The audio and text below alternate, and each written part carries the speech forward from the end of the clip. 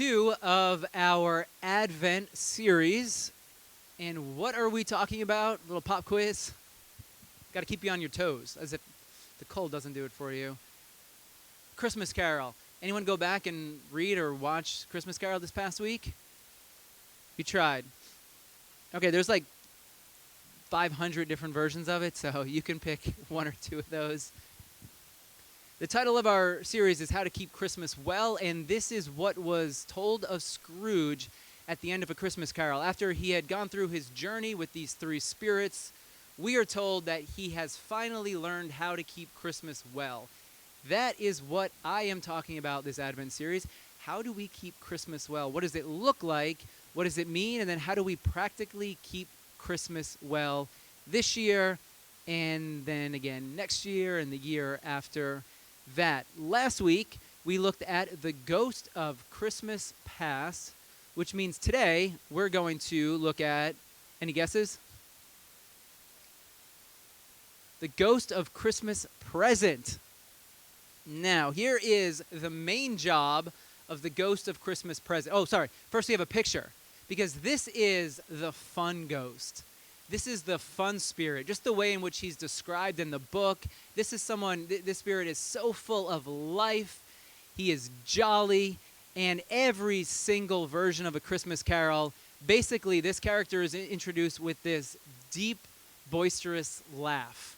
You don't even see this ghost yet, but you hear him, because this ghost is filled with joy, dressed all in green. It's not even covering up his midsection over here. Well, I guess not his midsection. Whoa, hold on here. His upper torso, I guess we should say. And this is the ghost of Christmas present. And his main job is to show Scrooge what he is missing now. What Scrooge is missing in his life in this moment, this Christmas season. And I have, let's read this description, which I think beautifully captures what it is that the ghost of Christmas present is trying to do in Scrooge's life. And this is a scene where the ghost of Christmas present takes Scrooge to the house of his nephew. It's Christmas morning. The family is gathered around the table, and Scrooge's nephew, Fred, he's saying, I wish Scrooge was here. And some of the other family members like, Scrooge, why would you want him to be? You know what he's like. Do you really want to invite him here? But yet his nephew is filled with love, and so he defends Scrooge because his nephew, Fred, knows how to keep Christmas well and realizes it's all about family and about love and second chances and forgiveness. So here's the scene that Scrooge is watching. I was only going to say, said Scrooge's nephew, the consequences of his taking a dislike to us, talking about Scrooge, and I love this phrase, not making merry with us. How many of you want to make merry this Christmas season? I think we got to bring that phrase back. What are you doing for Christmas? Well, I'm making merry. So consequence of his taking a dislike, not making merry with us, is, as I think, that he loses some pleasant moments, which, honestly, they could do him no harm. The man's not pleasant. We all understand this. So he could use some of these pleasant moments. I am sure he loses pleasanter companions than he can find in his own thoughts, either in his moldy old office or his dusty chambers. I mean, in this part, I don't know if you can tell, but I made the font a little bit bigger because this is what I want to focus in on this morning. This is the part that I want you to remember. I mean to give him the same chance every year, whether he likes it or not. His nephew, Fred, is a man of boundless forgiveness. Second chance after second chance. For us, as we are in this season of Christmas, here's the invitation. It comes new every single year. With a disclaimer. Whether you like it or not, and we had a few bahumbugs at our community group on Wednesday. The invitation of Christmas comes new every single year. It comes rushing in with this giant force every single December Whether you like it or not, whether you are ready for it or not, I think that phrase, that sentence, beautifully captures the invitation of the moment. Now, as I have read the Christmas story over the past couple of years, I've realized that all throughout the story of Christmas, and you have 2, 3 variations of it, 2 that we know really well. John, different little spin on the Christmas story. It's not the manger and the angels and the shepherds that we're used to, but John still talks about the story of Christmas and the birth of Jesus, just in a little different way. Whenever you look at these, with the gospel writers, how they're portraying and talking about the story of Christmas, what I've come to discover is there are all these invitations packed into the story of Christmas that we read in the Bible. And the invitation is for all the different people that we meet, Mary, Joseph, the shepherds, the Magi, King Herod. For every single person we meet, there's this invitation: will you participate? Will you join with the work that God is up to in the world?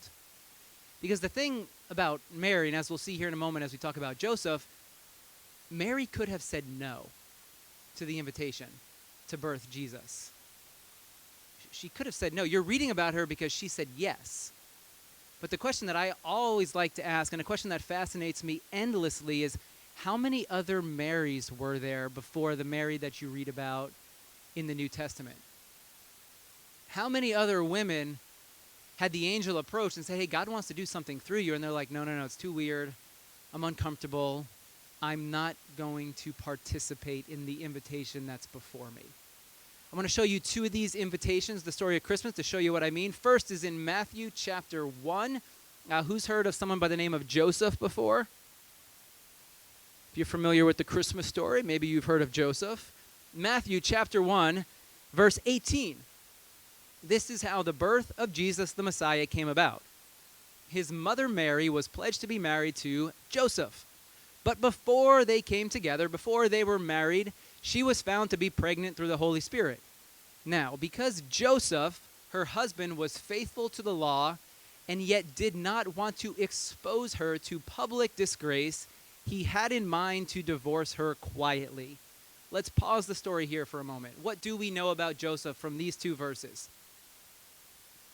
Joseph was a religious, moral man. He discovers that his wife is pregnant. He knows it's not his child. Immediately, he's thinking, UPS man? The FedEx guy? He's like, whoa, like the baker down the street? I saw him delivering bread when I was leaving for town, when I was leaving for work the other day. He's like, this is weird. But yet again, he is a religious, righteous, moral man. He's a man who has some character, and so he does the right thing. He does not want to publicly disgrace Mary. He realizes there's going to be enough questions when she shows up pregnant and the 2 of them are no longer together. And he doesn't want to cause her any more harm. So Joseph does the right thing. He has in mind that he is going to quietly separate himself from her. Now, the story continues. And this I will call the invitation of the moment. After he had considered this, after he said, not doing this, we're going to quietly separate, an angel of the Lord appeared to him in a dream and said, hey, Joseph. I think that's how the angel would have woken him up, little nudge. Hey, Joseph, son of David, don't live in fear. Do not be afraid to take Mary home as your wife. That's how every invitation that we're being offered starts. Because any invitation that we're being presented with, there's an element of fear, is there not? Because there's uncertainty. Whenever there's something before you to step into, the truth is you don't know how it's going to go. Even if you feel with your whole heart that God is in it, that an angel is right there like, hey, take this step, that the Spirit is leading you in that direction, there's still an element of fear because we're all human. And we all don't like uncertainty and risk because we don't know how it's going to end up. Even if we think God is in it, well, there's still some trepidation and still some butterflies that you have to work through. So don't be afraid to step into this invitation of the moment, Because, and this, I don't know how Joseph wrapped his mind around it, but we'll see. Because what is conceived in her is from the Holy Spirit. Which Joseph's like, yeah, sure, that clears everything up. She will give birth to a son. You are to give him the name Jesus because he will save his people from their sins. Let's pause for a moment in order to cue, the Jeopardy music. And how long is it with that music going on as they write their final answer there? About 20 seconds or so? I think, right? 20, 30 seconds, give or take. I mean, this is the moment where Alex Trebek enters into the scene of the Christmas story.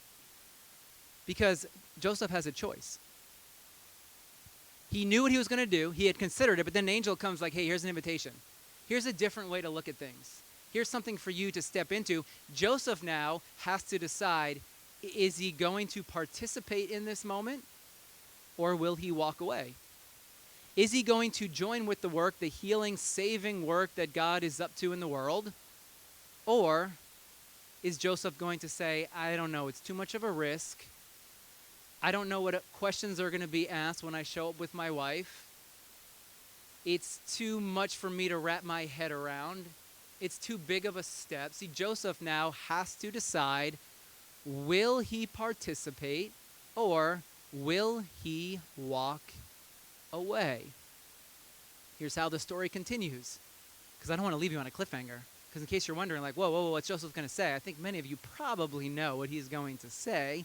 But just in case you don't, when Joseph woke up, he did what the angel of the Lord had commanded him. He took Mary home as his wife.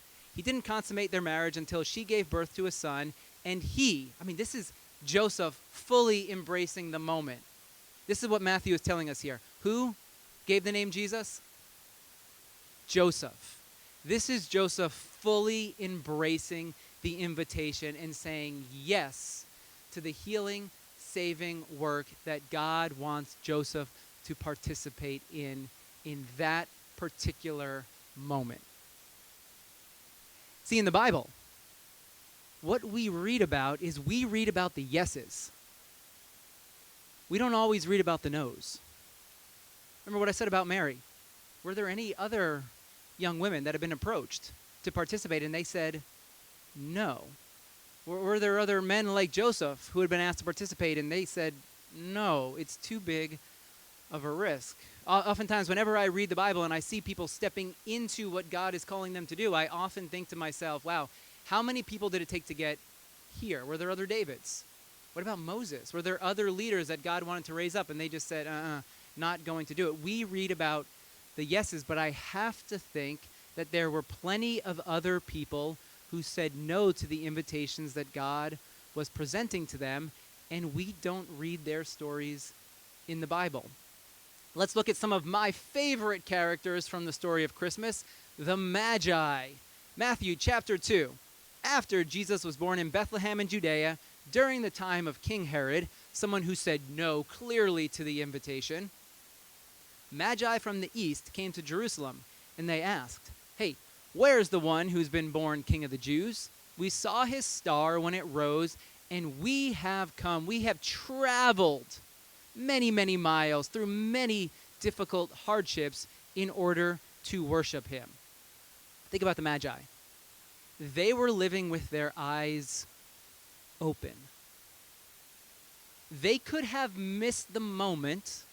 They could have missed the invitation if they were focused elsewhere. I read this years ago about the miracle of the Red Sea parting. And this has stayed with me for a very, very long time. And the author was saying the miracle of the Red Sea, it's not that the Red Sea actually parted, but rather it's the fact that the Israelites walked through it and were aware of what was happening around them. See, if they had just walked through the Red Sea that had parted, but they kept their eyes glued to the ground, they would have missed the miraculous moment. But if they walked through the Red Sea and saw the walls of the sea on either side in this clear path they were able to walk through, the miracle was a miracle of awareness, of them recognizing the miracle of the moment. If you think about the Magi, if their eyes were elsewhere, if they were staring at a screen constantly, if they were focused on the things that weren't going well in their lives, which is a human tendency, they would have missed the star in the sky that would have been leading them to where Jesus was born. So for the Magi, it was all about living with their eyes open to the invitation of the moment. How do we recognize the invitations that God is presenting before us? We live with awareness. We live with our eyes open to all that's happening around us. The Magi could have stayed home. They could have seen the star and said, you know what? I really don't want to have to transfer trains in Switzerland. It's a little too much to carry my luggage through the train station. I don't want to lay over in Brussels. But rather, the Magi said, whatever it takes, whatever we have to go through, however far we have to travel, we have to see what's at the end of this star. So the Magi, like Joseph and many of the other characters in the Christmas story, they said what to the invitation? They said yes. The annual invitation of Christmas is to participate in the healing, saving work God is doing now, in this moment, in your life. And God is at work in your life. Sometimes we're just not aware of where that work is taking place. We need stillness, reflection, awareness to know where God is working within us and where we are being invited to participate in bringing God's healing and salvation to the world. Now let me offer you some challenging news. I was going to originally call this bad news, but I decided challenging, unsettling news sounds a little bit better than bad news. Here's the challenging or unsettling news about the invitation. And this comes from another reading of A Christmas Carol. This is after Scrooge had been hanging out with that jovial ghost of Christmas present for a while. It was strange, too, that while Scrooge remained unaltered in his outward form, the ghost grew older. Clearly older. Scrooge had observed this change, but never spoke of it until they left the children's 12th night party. When looking at the spirit as they stood together in an open place, he noticed the spirit's hair was gray. Are spirits' lives so short? Asked Scrooge. My life upon this globe is very brief, replied the ghost. It ends tonight. That's the challenging news about the present. This moment is here one moment, and then it's gone the next. The invitation that's here now, well, it's here now, but just like that ghost of Christmas present, that invitation, it quickly passes.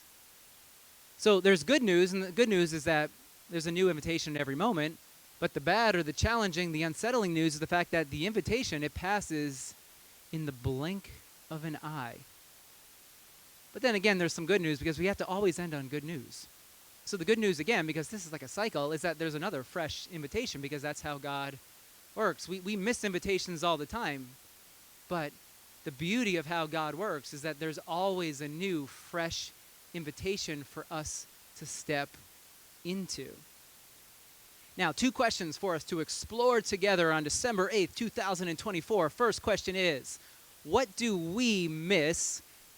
What do we miss when, I don't even know what I was writing. Trying to read that, trying to make it smooth, but apparently, I don't even know. So I will abridge this for you. What do we miss when we miss the invitation of the present? 2 thoughts on this one. First, when we miss the invitation of the present, we miss community, connection, love, and healing. Let's look at A Christmas Carol. The ghost was greatly pleased to find Scrooge in this mood. Scrooge, the beginning of the story, he is this cranky man. He does not want to be bothered, but as the story progresses, his mood begins to lighten. The ghost of Christmas present realizes this, and he's very excited for Scrooge. He's excited that he has Scrooge in a good mood. You all have a friend like that? You're like, what kind of a mood am I going to find them in today? and you're very excited, you're very happy when they're in a good mood. But you know that's not always how it goes. Like, we all have people like that in our lives. You kind of walk in like, ooh, that's the ghost of Christmas present. He's like, what am I going to encounter when I stumble upon Scrooge today? Look down. So the ghost was greatly pleased to find Scrooge in the mood, looked upon him with such favor. Scrooge begged like a boy to be allowed to stay until the guest departed. But this, the spirit said, could not be done. Scrooge is watching a party in the present, of Christmas present, and Scrooge wants more. It is lightening his mood. And then Scrooge says, here's a new game. Please, please, can't you hear Scrooge begging? Please, 1/2 hour, spirit, only one. I want to watch this game because it's doing something to my heart. I found this picture of A Christmas Carol. This is the scene. Scrooge with our friend over here, the ghost of Christmas present, they're outside. They're peering in through the window at this party, and Scrooge sees what he is missing. And he wants more of it.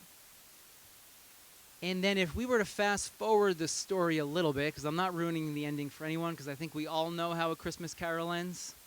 When Scrooge finally says yes to the invitation, we go from this to this. When he says yes to the invitation of the present, he finds that which his heart is longing for. Community, connection, love, a festive table filled with family, friends, laughter, and good food. What else do we miss on when we miss the invitation of the present? We miss the ways that you yourself can bring healing to the world. This is probably the oddest, most bothersome scene in A Christmas Carol. It's at the end of Scrooge's time with the ghost of Christmas present. From the foldings of its robe, speaking about the ghost of Christmas present, it brought 2 children, wretched, abject, frightful, hideous, miserable. They knelt down at its feet and clung upon the outside of its garment. Scrooge started back, appalled. Having them shown to him in this way, he tried to say they were fine children, but the words choked themselves, rather than be parties to a lie of such enormous magnitude. Spirit, are these children yours? Scrooge could say no more. They are man's, said the spirit, looking down upon them, and they cling to me, appealing from their fathers. The boy is ignorance, the girl is want. Want and ignorance. This is what humanity is producing through their lives, according to Dickens. The way in which humanity is living, the way in which we have set up our lives, we are producing want and ignorance within the world. See, a question that is raised in A Christmas Carol is, why is Scrooge such a bad guy? Here he is in the beginning of the story. Why is Scrooge a bad guy? Is it because he's wealthy? Because he has abundance? It's not because of this, but rather it's because Scrooge is seeing his wealth, his abundance, as something only for himself, and something that others need to then earn for themselves. Scrooge has closed his heart off to the needs of the world around him. And so he feels as if everything that he has gained, that he has earned in his life, is only to further himself. Why is he such a bad guy? Well, what Charles Dickens is saying in this story is that in Scrooge, there is no space in his heart for generosity or from sharing from his abundance. Scrooge isn't a bad guy because he has, but it's because he's hoarding and holding onto all of that for himself, and that's producing want and ignorance. We could say living with no awareness. Or what about indifference to the plight, the needs of others? You think about the story of Christmas. The story of Christmas, at the heart of it, it's a generous story. It's all about giving. You think about Jesus, the giving of Christ for our world, for our healing. At the heart of Christmas is this spirit of generosity that starts with God, and now we are to open our hands to receive and then be generous as we give back from that which we have been blessed with. Now, how did Scrooge get here? Or, to make it practical for ourselves, how do you miss the present invitations? 2 ways. First, fear.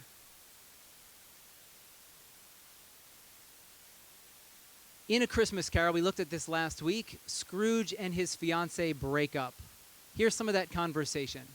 "It matters little," his fiancée said softly. "To you, very little. Another idol has displaced me, and if it can cheer and comfort you in time to come, as I would have tried to do, I have no just cause to grieve." "What idol has displaced you?" he rejoined.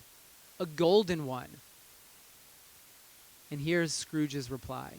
"This is the even-handed dealing of the world," he said. "There is nothing on which it is so hard as poverty, and there is nothing it professes to condemn with such severity as the pursuit of wealth. You fear the world too much," she answered gently. Scrooge was living in fear. Fear of poverty. Fear that at any moment he could lose it all. And because of this fear, it caused him to shrink back, to grasp and cling onto that which was his. So he lived with this fear of losing everything at any moment. When we live in fear, fear takes you away from the present. Fear means that you are living in the future for a possible future outcome that may or may not come. And that fear becomes an all-consuming force, or we could say voice, in your head. When we live in fear, and we all have these fears, they're natural. Of course we all have them. There's nothing wrong with having some fear. It's a part of being human. The trick, the invitation, what we saw in the story of Joseph, is to trust through the fear. We're always going to have fear. Of course, because there's always new things before us, new invitations, new risks. There's a new season, and we don't know. We know about the past season. We know how things used to be and how everything worked before, but now everything has changed, and we have no idea how it's going to work out. So yeah, having some trepidation, some fear, it's normal. The invitation is to not allow that fear to keep you someplace in the future, but in this present moment, to take a step and to trust that God is with you through whatever fear might be within your heart of the moment. And then here's the second way that we miss out on the invitation of the moment: pain. We all have moments of pain in our past, moments of disappointment. Here's Scrooge again. Always a delicate creature. This is the ghost of Christmas past, actually speaking. Always a delicate creature, speaking about Scrooge's sister, whom a breath might have withered, said the ghost, but she had a large heart. So she had, cried Scrooge. You're right. I will not gainsay it, spirit, God forbid. She died a woman, said the ghost, and had, as I think, children. One child, Scrooge returned. True, said the ghost, your nephew. Fred, who we met earlier, who Scrooge keeps at arm's distance. Because for Scrooge, the thought of being with his nephew, celebrating Christmas with his nephew, it's too painful because it brings back all the old memories of what he has lost. Like us, with our pain and our disappointment, Scrooge was in the past.